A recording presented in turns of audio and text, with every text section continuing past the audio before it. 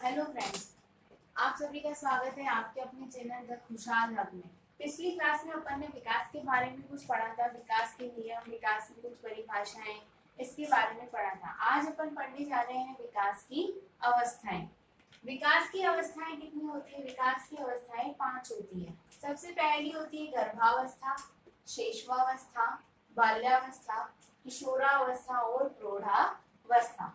गर्भावस्था का जो समय होता है वो होता है गर्भ धारण से जन्म तक।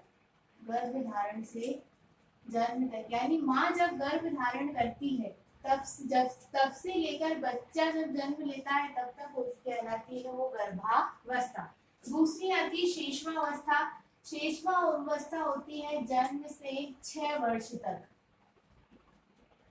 शेषवावस्था का समय कितना है? जन्म से 6 वर्ष।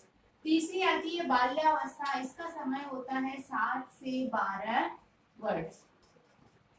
फिर आती है किशोरावस्था जो सबसे इम्पोर्टेंट है, ये होती है 13 से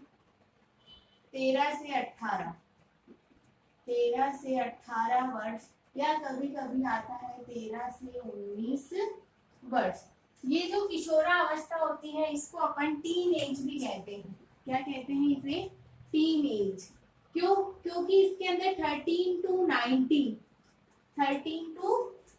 आ रहा है, यानी सभी के अंदर टीन आ रहा है, इसीलिए इस अवस्था को टीन एज के नाम से भी जाना जाता है।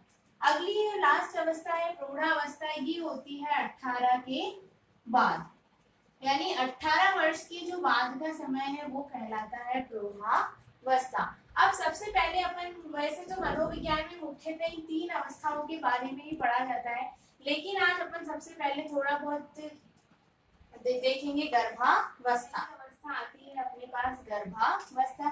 जैसा कि मैं पहले बता चुकी हूँ कि इसका समय होता है गर्भ धारण से जन्म तक, लेकिन इसको अपन की गर्भावस्था जो होती है इसका वो टाइम पीरियड क्या है?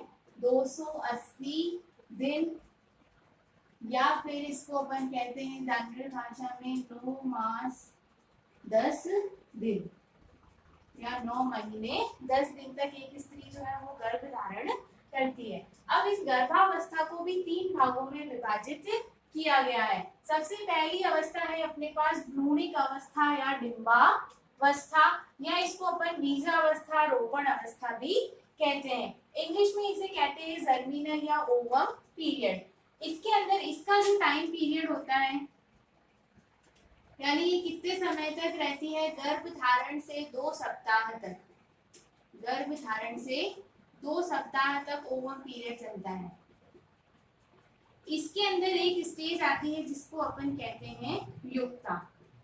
युक्ता क्या होता है कि इसके अंदर युक्ता जो है इसके अंदर क्या होता है कि शिशु जो होता है उसका आकार कैसा होता है? अंडे की जैसा होता है, अंडे की शक्ल का होता है। या फिर उसका आकार कैसा होता है? अपनी जो पिन होती है, सेफ्टी पिन वगैरह होती है, उसका जो हेड होता है उसके जैसा शिशु के आकार हो जाता है। इसी को अपन कहते हैं युक्ता के नाम से अपन इसे जानते हैं। इस युक्ता के बाद जो 10 दिन तक शिशु को माँ के गर्भ से कोई भी आहार नहीं मिल पाता है, यानी 10 दिनों तक जो शिशु का ये अंडा है ये माँ के गर्भ में ही विचरण 10 दिन तक इधर उधर विचरण करता रहता है। इसको कोई भी माँ से कोई भी भोजन नहीं मिल पाता है। फिर 10 दिन के पश्चात एक क्रिया होती है, उसे अपन कहते हैं रोपण क्रिया। इसे अपन रोपण क्रिया के नाम से जानते हैं। अब आप देखेंगे कि रोपण क्रिया क्या होती है। अभी मैंने जैसा कि बताया कि 10 दिन तक उस शिशु का जो अंडा होता है उसे माँ के गर्भ से कोई आहार नहीं मिल पाता है, लेकिन 10 दिन के पश्चात जो शिशु का अंडा होता है वो जाकर माँ के गर्भाशय से चिपक जाता है, जिससे कि उसे उसी टाइम से माँ के गर्भ में आहार मिलना प्रारंभ हो जाता है। यही अवस्था कहलाती है अपनी रोपण क्रिया। तो इसी प्रकार ये थी। सेकेंड स्टेज आती है अपने पास भ्रूणीय अवस्था या पिंडावस्था। इसे अपन कहते हैं एम्ब्रियोनिक स्टेज। ये तो थी भ्रूणिक अवस्था, ये है भ्रूणीय अवस्था। इसका टाइम पीरियड होता है 2 सप्ताह से 2 माह है। उसका था गर्भ धारण से 2 सप्ताह, इसका होता है 2 सप्ताह से 2 माह। इसके अंदर क्या होता है कि जो शिशु है उसके जो शरीर के अंग है वो विकसित होना आरंभ हो जाते हैं, यानी शरीर के अंगों का निर्माण कार्य शुरू हो जाता है। शरीर के अंगों का निर्माण आरंभ हो जाता है। पूरी तरीके से विकसित नहीं होते हैं, सिर्फ क्या होता है, निर्माण आरंभ हो जाता है। इस अवस्था के अंत तक क्या होता है, शिशु की जो आकृति होती है, अंत तक आकृति कैसी हो जाती है, मानव की तरह हो जाती है।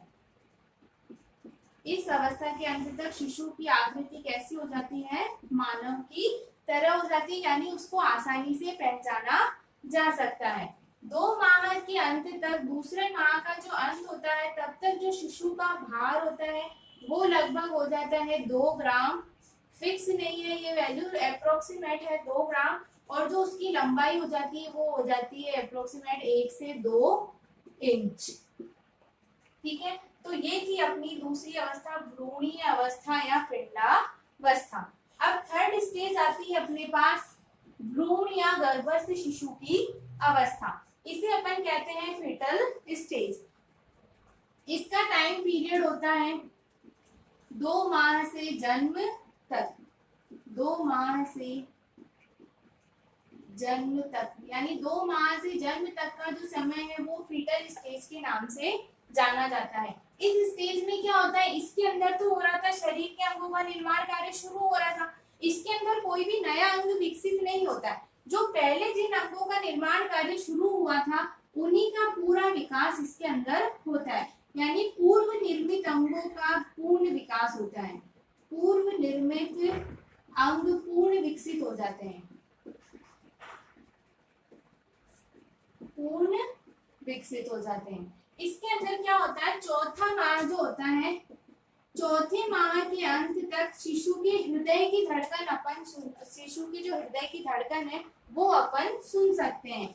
चौथे माह के अंत तक हृदय की धड़कन सुनी जा सकती है, हृदय की धड़कन सुनी जा सकती है। और जो 5वां माह होता है, 5वें माह के अंत तक जो शिशु के आंतरिक अंग होते हैं वो उसी प्रकार से कार्य करने लगते हैं जैसे किसी वयस्क व्यक्ति जो होता है, कोई बड़ा व्यक्ति जो होता है, उसके अंग जिस प्रकार से कार्य करते हैं 5वें माह के अंत तक उसके जो अंग है वो उसी प्रकार कार्य करने लग जाते हैं। इस अवस्था में जन्म से लेकर, यानी जन्म तक जो होता है, जन्म के समय शिशु क्या कहलाएगा, अपरिपक्व शिशु कहलाएगा। अभी तो वो दुनिया में आया ही नहीं है, पूरी तरीके से परिपक्व नहीं है, तो वो क्या कहलाएगा, अपरिपक्व शिशु। और जन्म के समय इसका वजन होता है लगभग, जन्म के समय किसी भी शिशु का भार होता है लगभग 2.5 केजी से कम, 5 केजी से कम। और ये जो शिशु है ये क्या कहलाएगा, जन्म के समय का शिशु कैसा कहलाएगा, अपरिपक्व, अपरिपक्व शिशु के नाम से अपन इसे जानते हैं। तो ये थी अपनी गर्भावस्था। इसके बाद अपन शुरू करेंगे शेषवावस्था। सेकंड आती है अपने पास शेषवावस्था। इसका समय होता है जन्म से 6 वर्ष। अब शेषवावस्था को भी अलग अलग वैज्ञानिकों ने अलग अलग प्रकार से वर्गीकृत किया है। सबसे पहले वैज्ञानिक है अपने पास हर्लॉग। सबसे पहले अपन हर्लॉग के अनुसार पढ़ेंगे। हर्लॉग ने शेषवावस्था को 4 भागों में बांटा है, जिसमें पहला इन्होंने नाम दिया है पूर्व शेषवावस्था या गर्भावस्था, पूर्व शेषवावस्था या गर्भावस्था। सेकंड इन्होंने इसका है शेषवावस्था।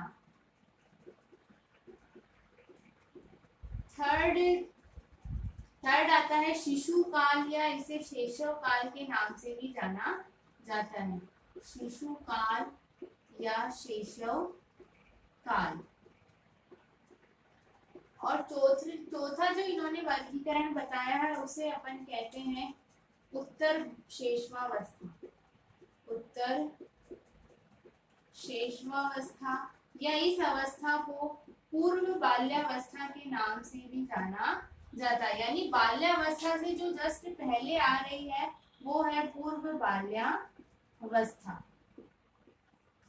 अब इन चारों का भी अलग अलग समय इन्होंने बताया। पूर्व शेषवावस्था या गर्भावस्था को जो समय है वो है जन्म से पूर्व, जन्म से पहले का जो समय है वो गर्भावस्था के नाम से जाना जाता है।